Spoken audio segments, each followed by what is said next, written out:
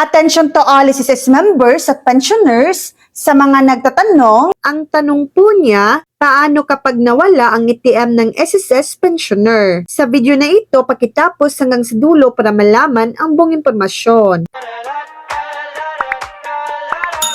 Kapag nawala ang ATM ng SSS pensioner, huwag mag-alala, tuloy pa rin ang pensyon, hindi ito titigil o mawawala. Mga dapat gawin, hakbang-hakbang, una, i-block agad ang card. Tumawag sa hotline ng bangko o pumunta sa pinakamalapit na sangay para harangan ito agad. Iwas sa pagnanakaw. Kung UMID ATM Pay Card, pareho lang i-report sa bangko at SSS. Pangalawa, maghanda ng mga dokumento, notarized affidavit of loss mula sa notaryo. 2 valid government IDs, halimbawa PhilSys ID, UMID, passport, driver's license, at etc.